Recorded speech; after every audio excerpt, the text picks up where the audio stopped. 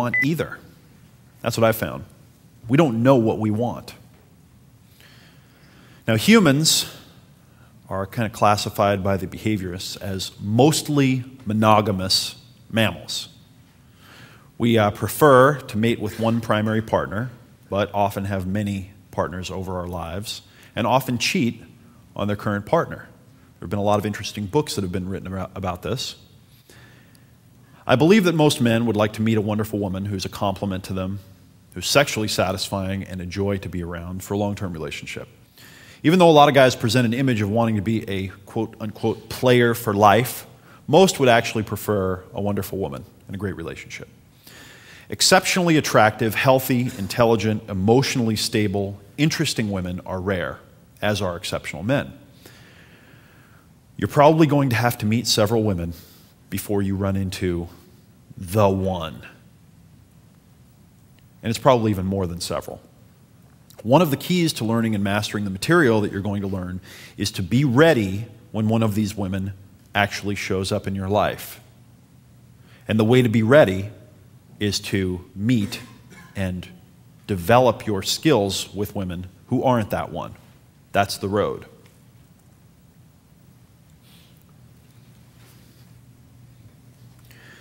What I'd like you to do now is I'd like you to decide what you want.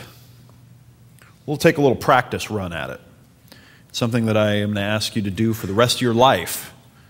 I think the more you can do this, the more effective you can become at doing this, the more successful you can become at whatever you want to pursue.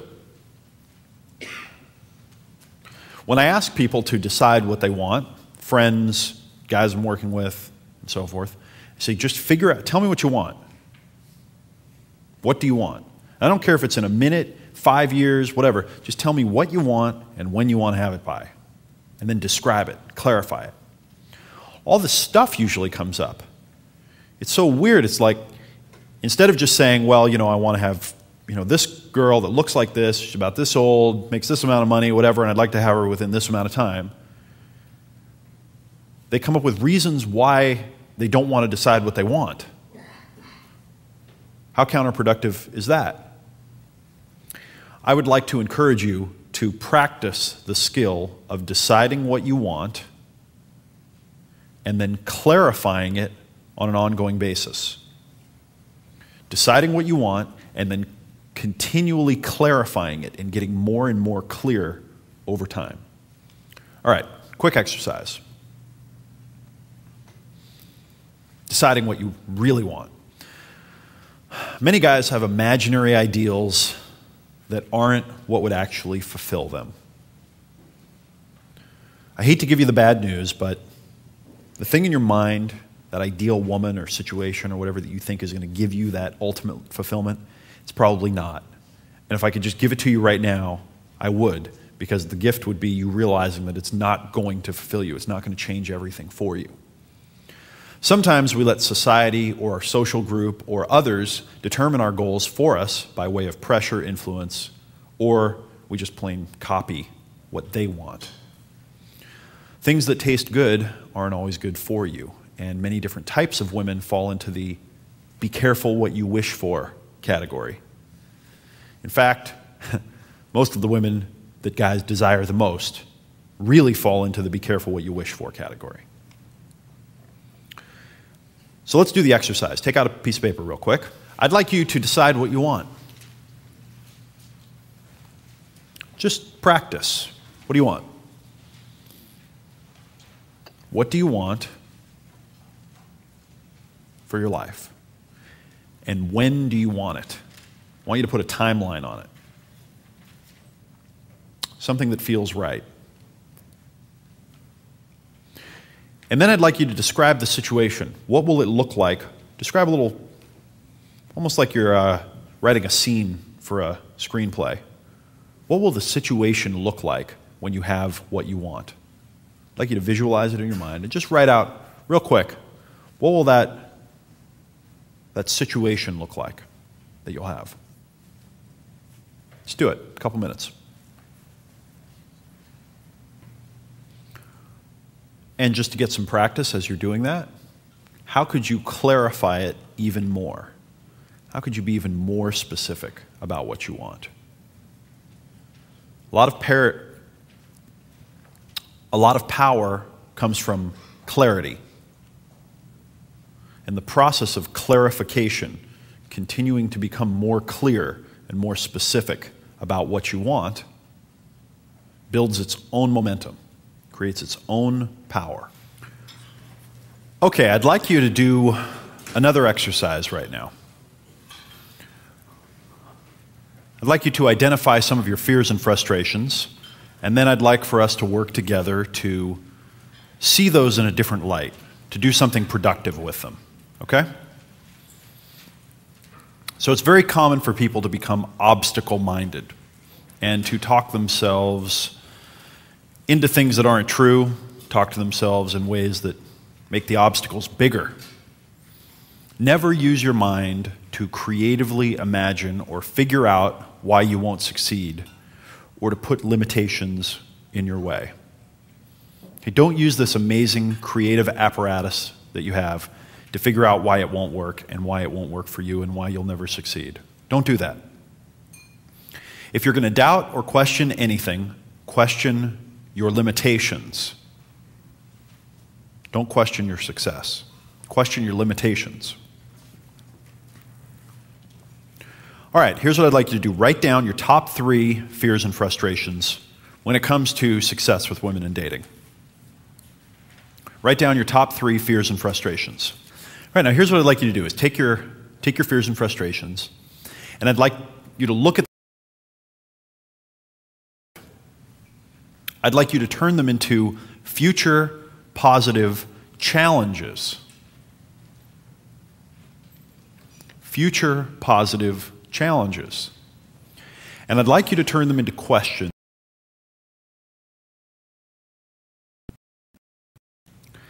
How do I? How can I? I want to know how to. How? So if your frustration or fear is, I am afraid of approaching attractive women, you might turn that into a future positive challenge. How can I learn how to approach attractive women? Does that make sense? You understand the exercise? Good. Take your top 3 fears and frustrations and turn them into future positive challenge questions, beginning with the word how. All right, who has a fear or frustration that they've turned into a how question they'd like to share? My name's Jesse, and I'm from Western Kentucky, and that is another world. I see. My fear, the first fear that I had was just the fear of rejection. Every time you go up to someone you don't know, kind of looking for approval, and just being rejected doesn't feel too good. And the how question I came up with was, how do I avoid rejection? I just don't know how to do that. Interesting. So did you hear when he said, oh, don't give the mic back yet, I'm not done? Yeah, I'm done. Maybe I shouldn't have got up. So what did you hear him say? What did he say? Fear of frustration, fear of rejection. And then did you hear him go into that a little bit? He got into, you know, when you approach a person and you kind of are seeking approval, it's not real pleasant to get rejected. And then what was his how-to question? Did you hear it? What was the how-to question? Just yell it out. How do I avoid rejection? How do I avoid rejection? Now that's an interesting question because that says something else, which is that, you know, from the way I'm listening to it, is what he's asking is how do I control the world out there rather than the way I'm perceiving it? Right? How do I avoid rejection? Not how do I become the kind of person that rejection is irrelevant to? Because I'm on my own path and I'm doing the things I want to do. And if someone rejects me, it doesn't matter because they don't know me. You're going to have to come up with a better fear of frustration next time. A better how question, so I don't make fun of you in front of the whole group. Give them a round of applause. That's a good one.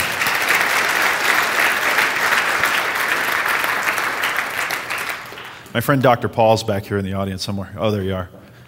He loves it when I make someone very vulnerable and then I just like beat them up a little bit. It's good. Creates resilience.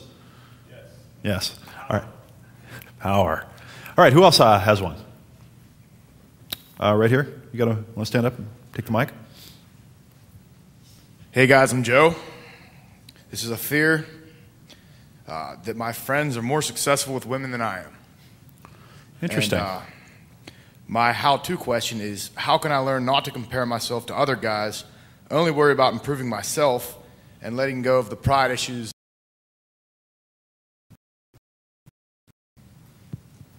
That's good. He's going inside. Right? Can you hear it? He gets that it's about him. Now, I actually think of that, I mean, you did a great job with that, I think, by the way. And I think that what you just did is very admirable. Because I think that one of the things that we don't do enough as guys is admit the things that seem silly. When he stood up and said, my fear of frustration is that, I'm not as good as my friends with women. In front of a group of people, I predict that guy will make a lot of progress in his life, in the near future and in the kind of long-term future, because of his willingness to open himself up, because of his willingness to be more authentic, to hit the real issues, to really address things. Another one? In the back over here? You want to stand up? Give me your name and where you're from. Matt from Miami.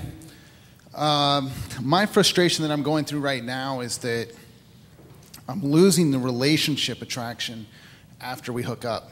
And it's kind of coming is I'm reverting back to like an average AFC after the hookup, and so I've rephrased it into how can I keep from losing this attraction afterwards. Okay. As you're talking there, I'm watching you communicate, and your body language is saying something to me. Okay, you're moving around a lot as you're I don't talking. like large groups too much either. No, that's okay. What's really going on for you here? Let's get into this just a little bit more.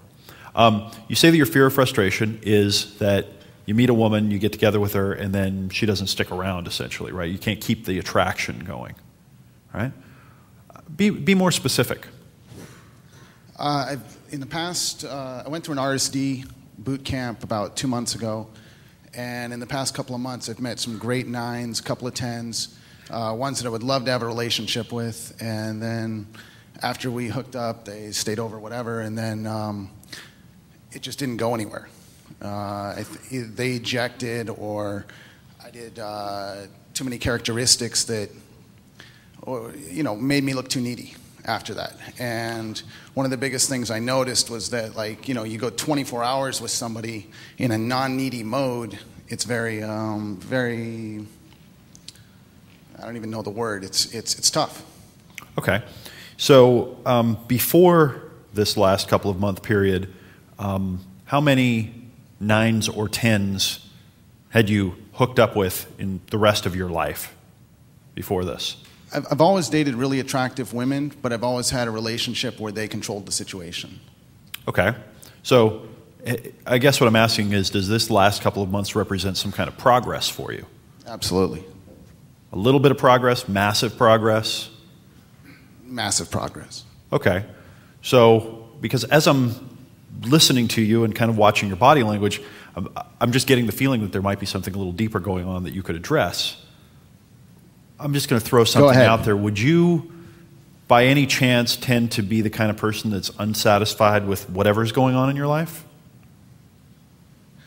Yes. I should charge for this stuff. Is there like a psychic Oh yeah, wait.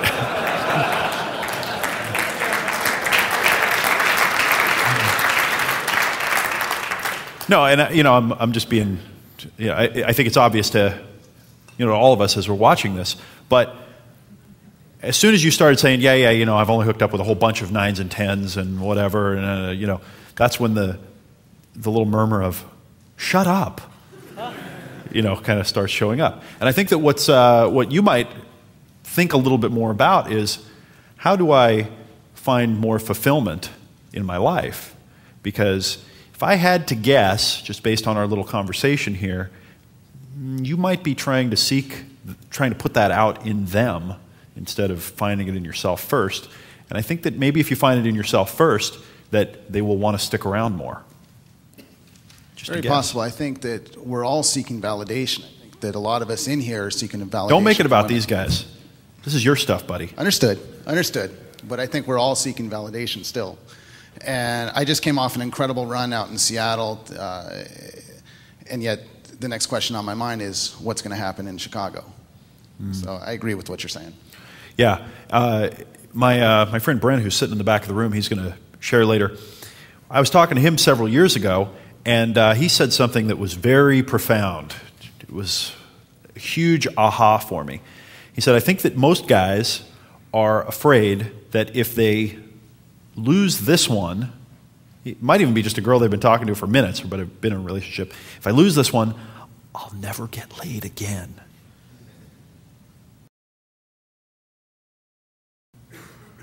And if you're walking around with that fear running everything, even if you're consistently meeting very attractive women, that's going to drive them away. All right, thank you. Thanks. That's good. Thank you. All right, one more. Hi, I'm Ravi from here? Canada, Toronto, Canada. My frustration is, that I'm only 5'3", and women like tall guys.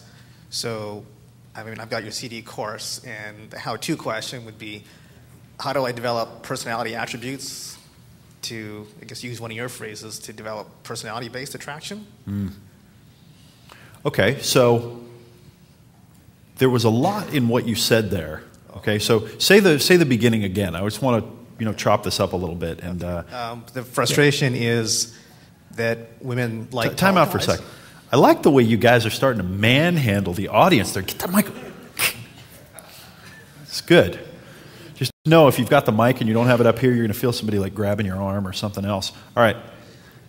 Say it again. The frustration is that I'm a short guy and women like tall guys. Okay, time out.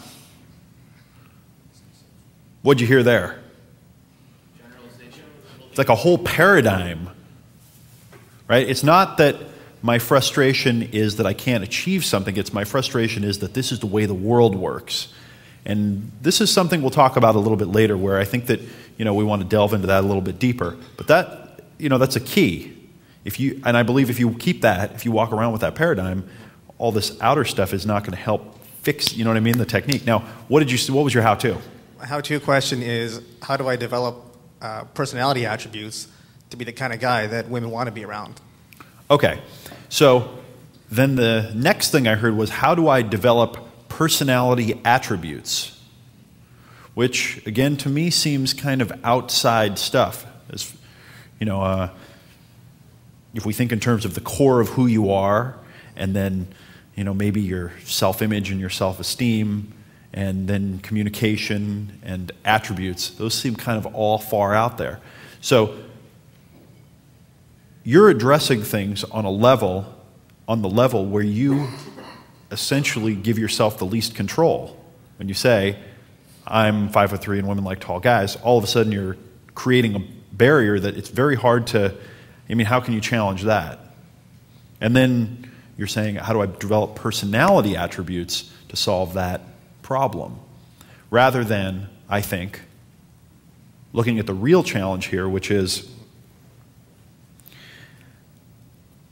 if you look at history, you'll actually find that many of the men who were the most successful with women were actually around your height, which is the way I look at things. If you take your model of the world and you say, all right, maybe my frustration is my model of the world prevents me from having the kind of success that I want with women, and then asking yourself, how do I change how I see the world or how I perceive the world or my paradigm? I think that you're going to affect a lot more change than if you try to start on the way outside and on the technique-based stuff. Does that make sense? Yeah, it does. All right, thank you. Thank you for sharing.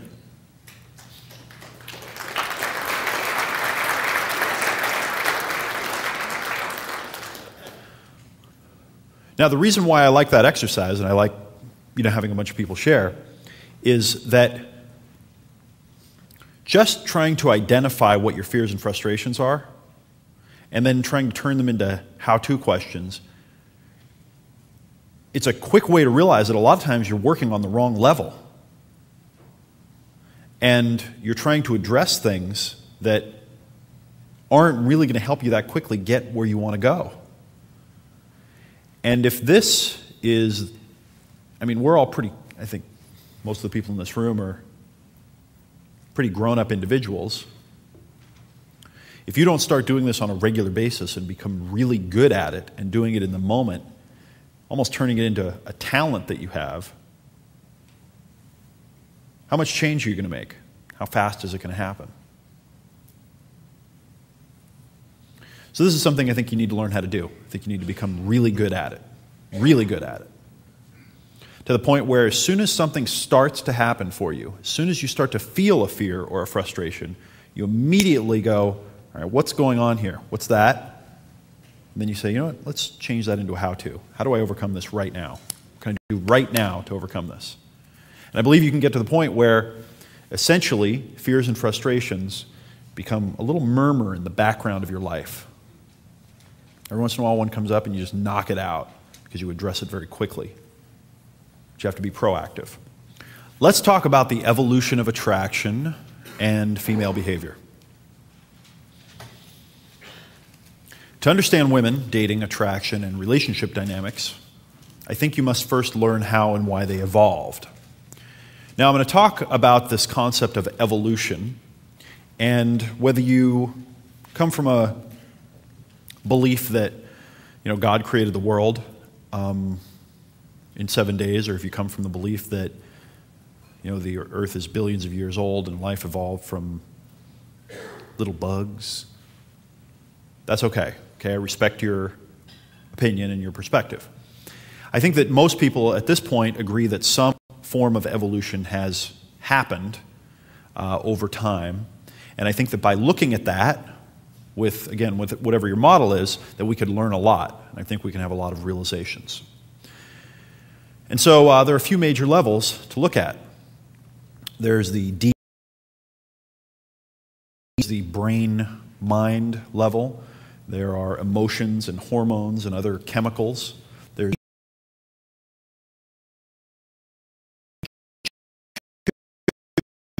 these as kind of a different abstraction level or logical level, that if we can go into that world and kind of blow it up and look at it for a while and tear it apart, I think we can really understand women, attraction, and relationship dynamics much better.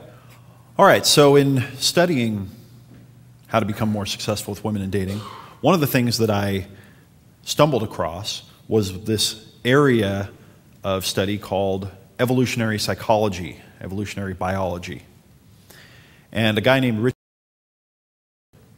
back in the 70s, called the selfish gene. And this really kicked off, in a lot of ways, this whole movement. And what he suggested was that the first kind of unit of life was a replicator, something that could replicate itself. And that these replicators got together into swarms and started replicating more complex organisms to the point where here we are today. And that through many different processes, there has gotten to be kind of a universal pattern to this. And that when you look at it from that logical, evolutionary perspective, all of the things that don't make sense all of a sudden start to come into focus, and they start to make sense. A guy named Darwin showed up on the scene a while back, and he talked about this idea of adaptation, and he also talked about another idea called selection. And Darwin's ideas have been summarized by most people into the words survival of the fittest. And when we think of Darwin and evolution, we usually think of survival of the fittest. Well, the fittest survive, the strongest are the ones that eat, and the weak ones die, and the strong ones can run fast and not get eaten, and the weak ones run slow and get eaten. The fittest survive. Well, there's a whole side of Darwin's theories that has been left kind of languishing on the dusty shelf and not really addressed that much, and it's the selection side of his theory, specifically sexual selection. And what he kind of put there is that as males and females, we choose the opposite sex, and there are things that we find more or less sexually attractive. And that sexual selection, in a lot of ways, has driven this process of evolution and evolving. Sex is a gene mixing mechanism. If you study kind of science, the science of human mating, you see some of the research, you find things like, women can decide how attractive a man is from the way he smells. And they'll have, guys wear T-shirts and sleep in them a few nights in a row and put them in bags and have women smell them and then talk about what the guy looks like and if they're attracted to him or not. One of the things that one scientist found was that we tend to be attracted to someone of the opposite sex whose system is the most different from ours. Why would that be? Well, if we combine very different immune systems, our offspring will be likely to have the most diverse and strong immune system. And that women can figure out whether your immune system is compatible by smell.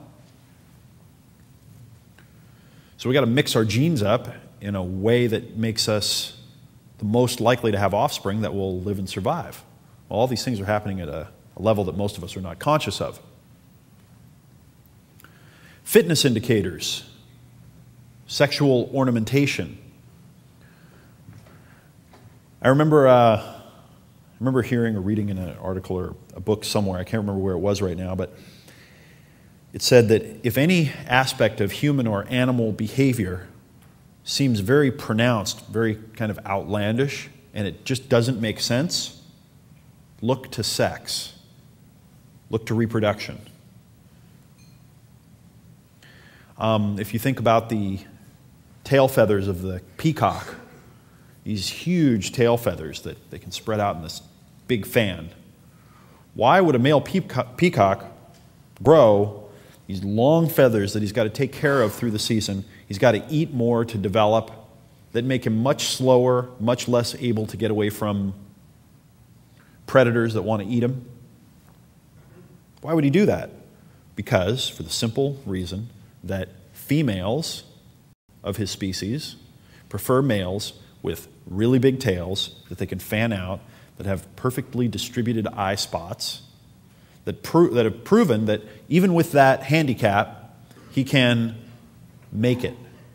He can find enough food. He can grow that thing. He can take care of it. And when females choose males with even a little bit bigger tails and a little bit bigger tails, what happens? Well, it turns into a system, a cycle, a feedback loop. And they keep growing. Many species have died out and become extinct because of this process. I remember reading about one species of elk that grew these huge antlers, gigantic, and they required, I don't remember what it was, but 100 pounds of grass eating to get 1 pound of antler, or 1,000 pounds, and they just had to eat massive quantities of grass. Well, female elk kept preferring the male with the biggest antlers, and then the one with the biggest antlers would mate with 70% of the females, and then the son that had the biggest antlers got them, so they just kept growing and growing. They ran away, and then when the seasons changed and the climate changed, and all of a sudden the territory they lived in stopped yielding so much grass, the entire species just died out. They just disappeared. Many, many, many more species are extinct forever than are alive right now. A lot of it has to do with this process. There's an interesting author. His name's Jeffrey Miller, and he wrote a book called The Mating Mind. And this particular book might be my overall favorite book, one book, if I had to just pick one book to read about this process, the mating mind. And this guy's a genius, and he came up with an idea that the brain, our complex, intelligent brain, that it doesn't make sense in a context of survival. That there are a lot of animals out there that do just a fine job of surviving without this much intelligence. And after studying this for a while and looking to Darwin's sexual selection side of his theory, he said, maybe the brain is a sexual ornament. And maybe all these things like intelligence and art and so forth are inner ornamentation that our species has learned to perceive. And maybe the mind, the brain and the mind, is just an amazing sexual ornament that we carry around on the inside. I met Jeffrey Miller recently, and he's going to come and actually teach at this program and share some of his ideas. You're going to get to learn them from him firsthand. I also highly recommend that you read his book. There are a couple of other great books that you should read as well. One of them is called The Red Queen by Matt Ridley. Another one is called Sperm Wars by Robin Baker. I'll read you a couple of quotes from these books. And we're going to look through the lens of our drives, our preferences, our bodies, our innermost desires, our intelligence. All of these mysterious things that we do, they evolved to better pass on our genes.